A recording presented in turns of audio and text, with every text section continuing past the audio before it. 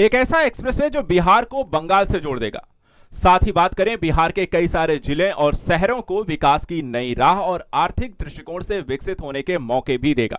जी हां, हम बात कर रहे हैं वाराणसी कोलकाता एक्सप्रेसवे की, जो कि बिहार से होकर गुजरने जा रहा है।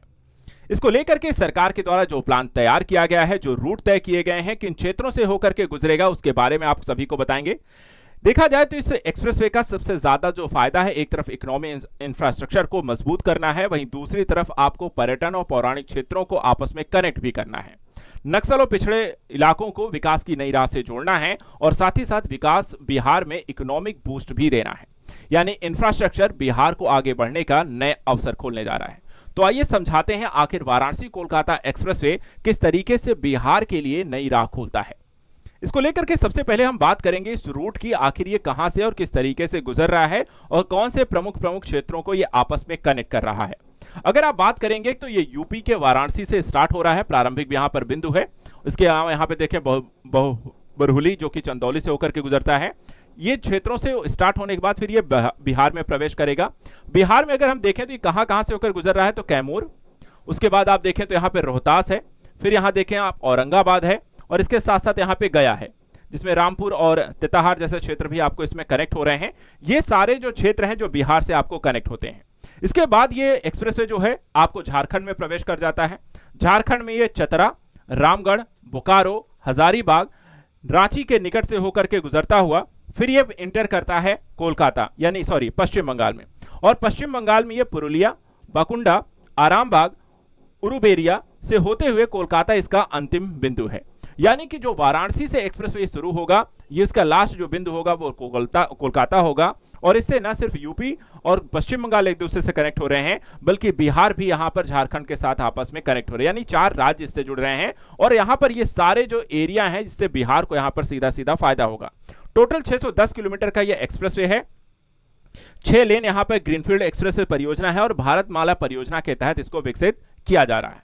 अब चलिए बात करते हैं बिहार से अगर ये एक्सप्रेसवे गुजर रहा है तो उससे बिहार को क्या फायदा होने जा रहा है। वाराणसी कोलकाता एक्सप्रेसवे के बारे में आपको कई सारी चीजें जो हैं बिहार के लिए यहां पर बहुत इंपॉर्टेंट हो जाती हैं। सबसे पहली चीज देखिए, ये आपको कोलकाता पोर्ट से सीधा कनेक्टिविटी देता है। कोलकाता पोर्ट से कनेक्टिविटी होने का मतलब है आपको सामानों की आवाजाही, जो नेशनल वाटर एक बन रहा है, गंगा से कनेक्टिविटी आपकी है, दूसरी तरफ यहां पर आपको एक एक्सप्रेसवे के माध्यम से कनेक्टिविटी मिल जाती है। तो सामानों की आवाजाही, माल ढुलाई के लिए यहां पर आपको सीधा समुद्री मार्ग तक एक्सेस प्रोवाइड कराएगा। तो एक तरीके से व्यापार और माल ढुलाई में तेजी होगी, बिहार को सामानों के निर्यात में यहां पर आसानी होगी। इसके अलावा देखा है तो इसे जीटी रोड से 20 से 30 किलोमीटर दक्षिण से होकर के गुजारने का यहां पर प्रयास है, जिससे यहां पर आपको एक नए वैकल्पिक मार्गों की सुविधा विकसित होगी। इसके अलावा ऐसे क्षेत्रों से भी ये गुजर रहा है जो पिछड़े और नक्सल प्रभावित क्षेत्र हैं, और ऐसे क्षेत्रों से गुजरने से इन क्षेत्रों में यहां पर विकास की नई एक बयार बह सकती है। नई इंफ्रास्ट्रक्चर, नई यहां पर डेवलपमेंट, उद्योग, स्कूल, कॉलेज, अन्य तरीके की चीजें आपको विकसित होंगी। इसके अलावा एक्सप्रेसवे के किनारे 4 आर्थिक जोन विकसित किए जाएंगे, जिसके माध्यम से नए तरीके के रोजगार विकसित होंगे, इंडस्ट्रीज इत्यादि लगाई जाएंगी। एक फायदा और भी है, ये कई सारे धार्मिक स्थलों को भी कनेक्ट करने का काम करेगा। जैसे कि हम बात करें मां मुंडेश्वरी गुप्त धाम है, दुर्गावती जलाशय है, तारा चंडी धाम है और सूर्यदेव मंदिर है। इन चीजों को भी यहां पर ये एक्सप्रेसवे के माध्यम से आपको कनेक्ट हो रहा है। इसके अतिरिक्त अगर बात करें तो यहां पर आपको औरंगाबाद, सासाराम जैसे यहां पर क्षेत्रों से ये शाखाएं जो निकल करके यहां पर आपको पटना से इसे कनेक्ट कर दिया जाएगा। यानी एक तरीके से पटना का मुख्य केंद्र जो जिला है, आपका राजधानी है, उससे भी आपकी इस एक्सप्रेसवे की कनेक्टिविटी होगी। तो आना जाना और कई सारी यहां पर आपको देखा है तो इससे सुविधाएं आपको मिलती हैं। इसके अलावा इस एक्सप्रेसवे को वर्ल्ड क्लास 6 लेन में कन्वर्ट किया जा रहा है, बनाया जा रहा है। टोटल लागत की अगर हम बात करें तो 4512 करोड़ की लागत से इसे तैयार किया जा रहा है।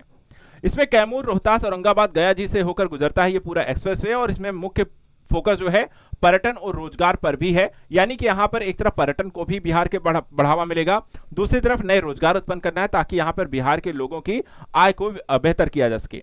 इसके अलावा यूपी, झारखंड तक आपका सफर भी आसान होगा। यानी अगर बिहार को यूपी की तरफ जाना है या फिर अगर हम बात करें झारखंड और कोलकाता की तरफ जाना है, तो आप इस एक्सप्रेसवे का प्रयोग करके आप इन राज्यों से आसानी से कनेक्ट भी हो सकते हैं। एक तरीके से देखा जाए तो आप वाराणसी कोलकाता एक्सप्रेसवे के माध्यम से आप सीधा यहां पर कनेक्ट होते हैं कोलकाता से, और आप 3 से 4 राज्यों में आप आना जाना आपका आसानी हो जाएगा। लेकिन समस्याएं हैं कि जब भी ऐसी एक्सप्रेसवे बनाई जाती हैं तो एक्सप्रेसवे को लेकर के कई सारी चुनौतियां भी हैं, जैसे कि तेजी से जमीन का अधिग्रहण ना होना। 4 राज्यों से होकर के गुजरता है। 4 राज्यों में अगर किसी भी राज्य में, 1 से 2 राज्यों में अगर जमीन अधिग्रहण का काम धीरे होता है, प्रशासनगत गतिविधियां तेज नहीं होती हैं, तो इससे यहां पर इसे तय समय पूरा नहीं किया जा सकेगा।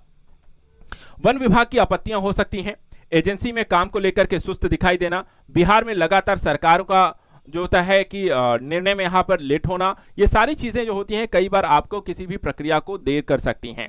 यानी बिहार खुद के विकास को या तो आगे बढ़ाने के लिए कार्य कर सकता है या कई बार उसमें खुद भी अड़चन डाल सकता है। इसको लेकर के प्रशासन का चुस्त दुरुस्त होना, राज्यों के साथ एक बेहतर कनेक्टिविटी बनाए रखना और तेजी से इस कार्य को पूरा करना मूल मुद्दा यहां पर होना चाहिए। आपका इस एक्सप्रेसवे को लेकर के क्या कहना है, और क्या आप भी बिहार के उन जिलों से हैं जहां से ये एक्सप्रेसवे गुजरने जा रहा है? हमें कमेंट करके जरूर बताइए। बिहार के करंट अफेयर्स को लेकर के लगातार ऐसी अपडेट के लिए आप चैनल को सब्सक्राइब करके रखें। फिलहाल आज के लिए इतना ही। Thank you so much and good luck.